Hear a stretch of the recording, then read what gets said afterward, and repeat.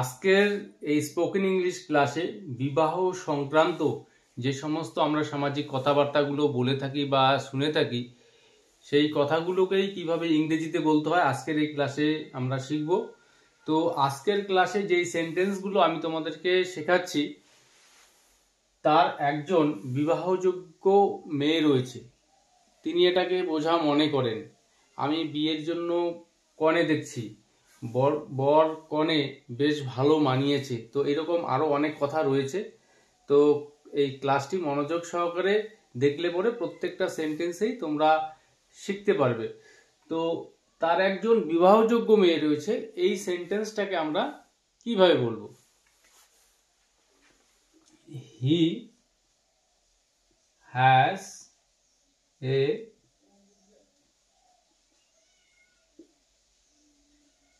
He has a marriageable daughter. He has a marriageable daughter. তার একজন বিবাহযোগ্য মেয়ে রয়েছে বা তার একজন বিবাহযোগ্য ছেলে রয়েছে। He has a marriageable son. তো এই সেন্টেন্সটি আমরা এভাবে বলবো।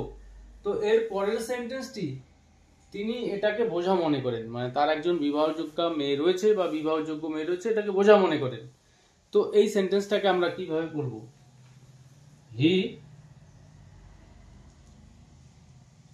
Text it as a burden. He takes it as a burden, তিনি এটাকে একটা বোঝা মনে করেন। তো টেক শব্দের অর্থ সবসময় নেওয়া বা খাওয়া অর্থে হয় না, অন্যান্য অর্থেও ইউজ করা হয়। তো এখানে মনে করা অর্থে he takes it as a burden, অর্থাৎ এই যে ব্যাপারটা তার মেয়ে রয়েছে এটাকে তিনি বোঝা মনে করেন। পরের সেন্টেন্স, সে বিয়ে পাগল হয়েছে, মানে বিয়ের জন্য পাগল হয়ে গেছে। তো এই সেন্টেন্সটাকে আমরা কিভাবে বলবো? He has or she has gone mad for marriage. He has gone married or she has gone married for he has gone mad or she has gone mad for marriage, বিবাহের জন্য তো পাগল হয়ে গেছে। পরের সেন্টেন্সটি, তারা পণ হিসেবে 50,000 টাকা চেয়েছে।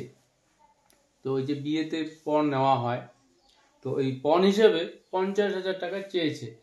তো এই কথাটি আমরা সিম্পল পাস্ট টেন্সে সেন্টেন্সটিকে গঠন করব। তারা পণ হিসেবে 50,000 টাকা চেয়েছিল বা চেয়েছে।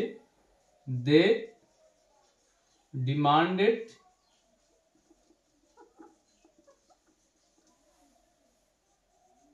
$50,000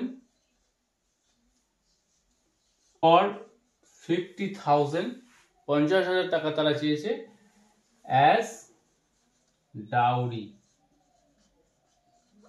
তারা পণ হিসেবে 50,000 টাকা চেয়েছে। They demanded for 50,000 as dowry, তারা পণ হিসেবে 50,000 টাকা চেয়েছে। পরের সেন্টেন্সটি, বর কনের জুড়ি বেশ মানিয়েছে, মানে বর এবং কনের যে জুড়ি তাদের চেহারার মধ্যে মিল, তো বেশ মানিয়েছে। তো এই সেন্টেন্সটি আমরা কিভাবে বলবো? The groom and bride are well matched. The groom and bride are well matched, অর্থাৎ বর কনেকে বেশ মানিয়েছে। পরের সেন্টেন্সটি, সে সুমনের বাগদত্তা, অর্থাৎ তার বাগদান হয়ে গিয়েছে, কথাবার্তা হয়ে গেছে বিয়ের। তো সে সুমনের বাগদত্তা, এই সেন্টেন্সটাকে আমরা কিভাবে বলবো? She is engaged to, তারপর আমরা এখানে যার বাগদত্তা তার এখানে নাম নিয়ে আসবো। She is engaged to Suman, অর্থাৎ সে সুমনের বাগদত্তা। তো পরের সেন্টেন্স, এটি আলাদা জাতের মধ্যে বিবাহ। এই যে বিবাহটা হচ্ছে দুটি আলাদা জাতের মধ্যে হচ্ছে। তো এই সেন্টেন্সটাকে আমরা কিভাবে বলবো? অর্থাৎ বর এবং কনে ভিন্ন জাতের। তো this is an this is an inter-caste marriage. This is an inter-caste marriage, অর্থাৎ দুটি আলাদা জাতের মধ্যে বিবাহ। সে আমার হবু স্ত্রী, মানে হতে চলছে, সে আমার হবু স্বামী। তো এই কথাগুলোকে আমরা কিভাবে বলবো?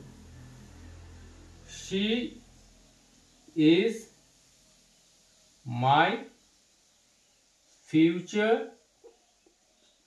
wife. She is my future wife.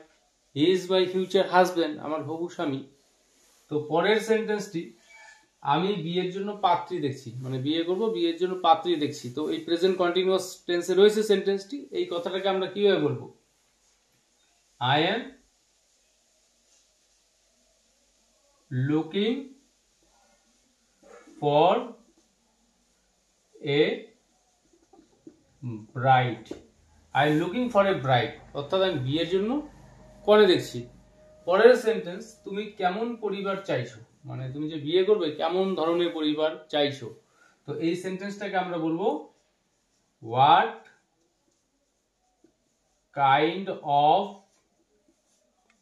family, what kind of family are you looking for? What kind of family are you looking for? অর্থাৎ তুমি বিয়ের জন্য কেমন পরিবার চাইছো। তো আজকের ক্লাসে এই বিবাহ সংক্রান্ত যে সেন্টেন্সগুলো দেখালাম, এই সেন্টেন্সগুলো খুবই কমন, প্রচলিত। তো এই সেন্টেন্সগুলো তোমরা শিখে রাখার চেষ্টা করবে, তাহলে তোমাদের স্পোকেন ইংলিশের জন্য খুবই হেল্পফুল হবে। তো আজকের এই ক্লাসটি তোমাদের কেমন লাগলো অবশ্যই কমেন্ট করে জানাবে।